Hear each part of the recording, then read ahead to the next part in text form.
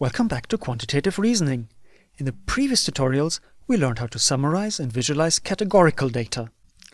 In this video, we turn our attention to quantitative data. We're going to work with a data frame called iris. This data frame contains measurements of iris flowers by the American botanist Edgar Anderson. It's pre-installed in R, so there's no need to import these data from a file. Let's start a new project with the name iris. If we want to take a look at the iris data frame, we can run the command view and in parentheses iris from the console. There are 5 columns: sepal length, sepal width, petal width, and the species. Let's inspect the data a little bit more. As we learned in tutorial 5, we can find out the number of rows with n row in parentheses iris.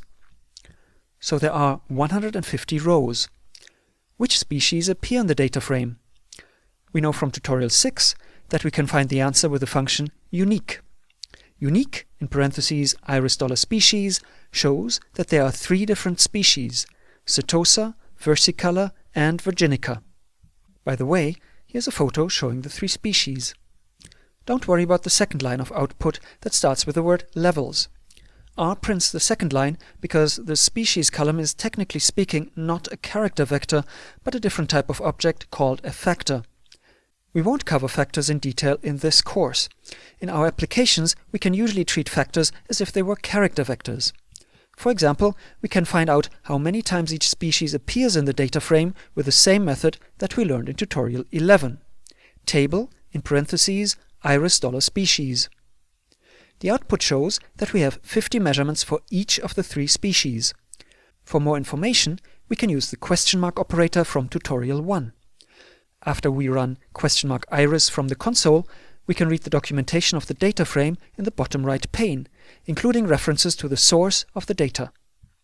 Let's shift our attention from the species column, which contains categorical data, to one of the numeric columns, for example, sepal.width. To summarize quantitative data, functions such as unique or table aren't as useful as they are for categorical data. In principle, we can run table iris$sepal.width. It shows all the distinct values in the column and how often they appear, but this output contains more information than what we usually need. We often would like to summarize quantitative data with only a few numbers. Let's start a new script called iris.r, in which we apply R functions that compute summary statistics.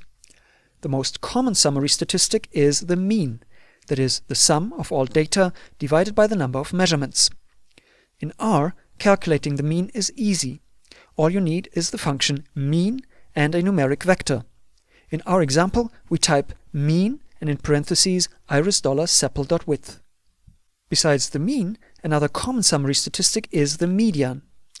The median is defined such that exactly half of the data are smaller and half of the data are larger than the median. In R, you obtain the median with a function named, guess what? Median. For the iris data, there isn't much difference between the median and the mean. This is often the case, but when the mean and median are clearly different, we may want to report both values. Sometimes we also want to measure the spread in the data. For example, what are the smallest and largest numbers? R returns the minimum of a vector with the function min. Similarly, we get the maximum with the function max. The range function combines the minimum and maximum into a single vector. While the range tells us the extremes in the distribution, the standard deviation gives a better impression of typical differences from the mean. For the precise definition of the standard deviation, have a look at our textbook. In R, you calculate the standard deviation with the function SD. Another measure for the spread of a distribution is the interquartile range. It's the difference between the upper and lower quartile, so 50% of the data are within the interquartile range.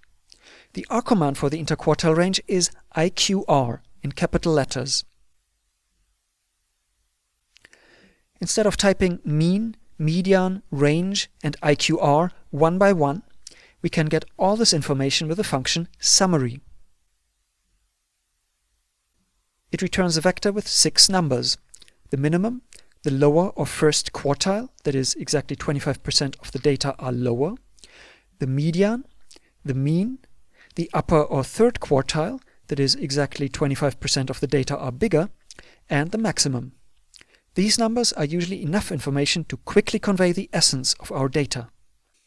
Let's summarize the most common R functions for summary statistics: mean, median, min for the minimum, max for the maximum, SD for the standard deviation, and IQR for the interquartile range.